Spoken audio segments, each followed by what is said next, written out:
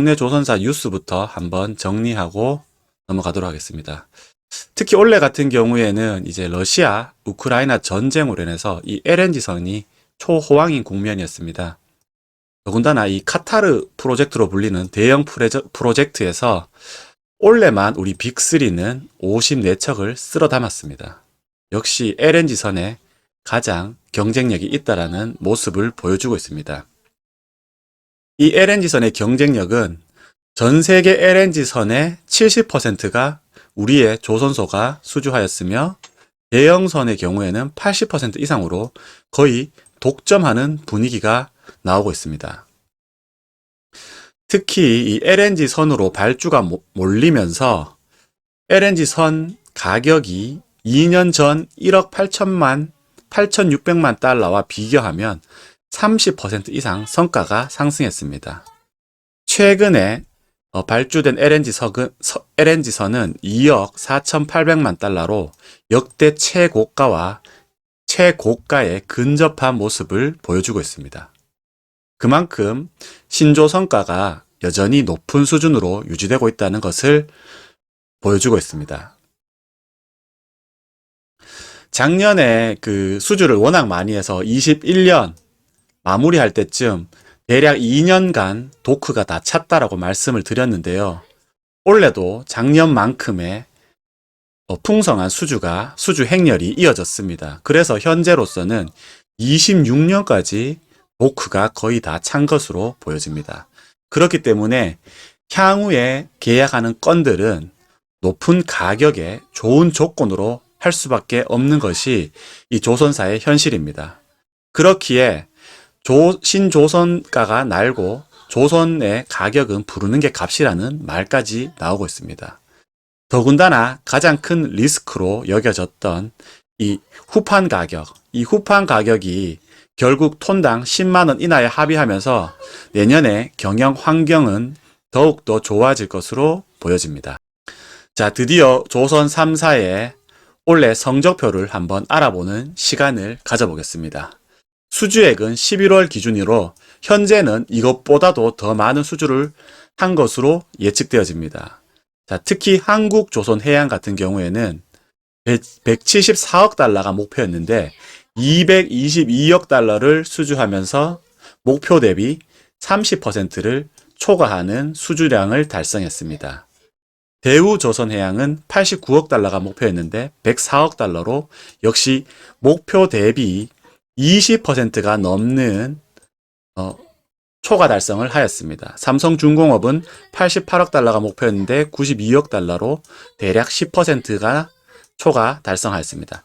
하지만 연말에 대우조선해양과 삼성중공업은 또 다른 수주 뉴스가 나왔기에 실질적으로는 이거보다 더 초과해서 목표량을 달성한 것으로 보입니다. 특히 러시아와 우크라이나 전쟁으로 인해서 LNG 물동량이 향후 지속적으로 늘어날 것으로 전망되는 바 앞으로 LNG선 수주량도 지속적으로 나올 것으로 보입니다. 특히 LNG선 같은 경우에는 고부가 가치선으로 향후에 이익도 많이 남을 것으로 예측되어집니다. 그리고 대우조선해양과 삼성중공업은 내년 1분기와 2분기를 기점으로 흑자 전환에 달성할 것으로 보입니다. 결국 이 수주를 바탕으로 매출이 발생해야 됩니다. 그래서 이 매출이 이 고정비를 넘어서는 매출이 발생해야 되고 이 매출이 커지면 커질수록 결국 수익도 좋아질 것으로 보입니다. 올 한 해는 조선주가 크게 아웃퍼폼하지 못했지만은 내년에는 이 수주를 바탕으로 한 매출의 성장으로 인해서 결국 이익도 아웃퍼폼할 것으로 보이고 주가도 아웃퍼폼할 것으로 예측되어집니다. 앞서 말씀드렸다시피 가장 큰 리스크로 여겨졌던 이 철강석 가격이 떨어짐으로 인해서 후판 가격도 지속적으로 하락할 전망입니다.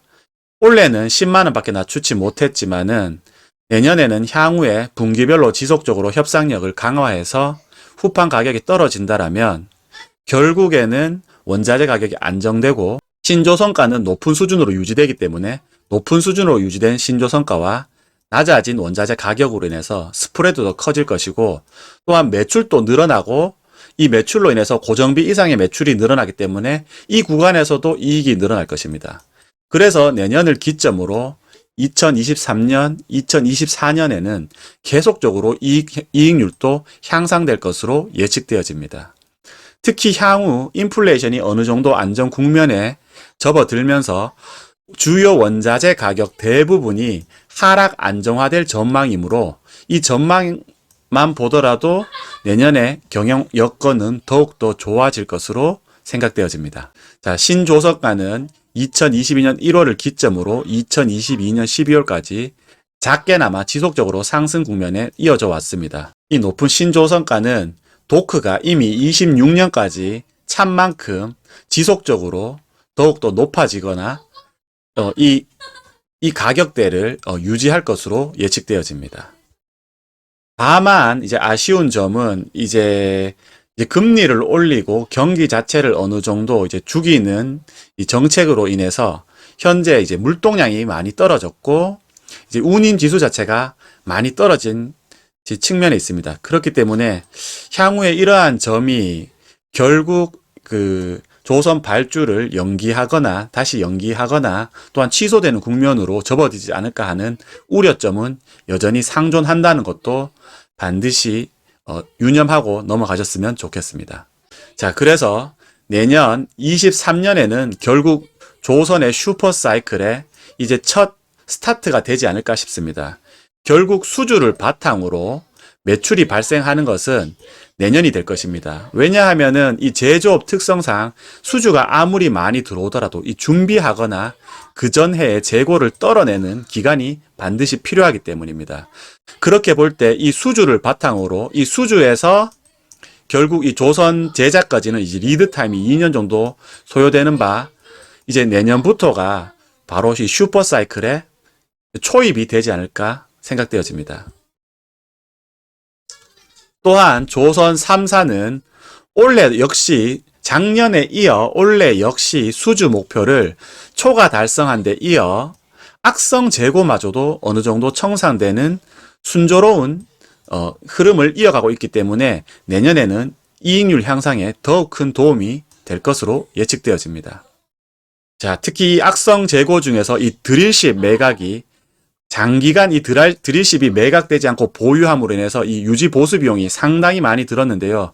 결국 어느 정도 드릴십 매각이 이루어지면서 이 유지 보수 비용 감소와 이 현금 확보로 인해서 더욱더 경영 환경은 좋아지고 있는 모습입니다. 더군다나 이 산업은행 소속이었던 대우조선 같은 경우에는 이제 향후에는 이제 전문 경영인 체제로 넘어가면서 기업의 불필요한 비용들을 많이 절감하게 되고 결국 구조조정이 어느 정도 이루어질 것입니다. 그렇게 되면은 대우조선의 이익 구조라든지 그 다음에 향후에 수주할 때도 이익이 나는 수주로 이루어질 만큼 향후 대우조선 같은 경우에는 급격하게 재무제표도 좋아질 것으로 예측되어집니다. 자, 2022년도 올해가 마지막입니다. 조선주 내년에는 더욱더 좋은 전망이 많은 만큼 조선주 투자로 내년에 좋은 수익 거두시길 바라며 새해 복 많이 받으시길 바랍니다. 감사합니다.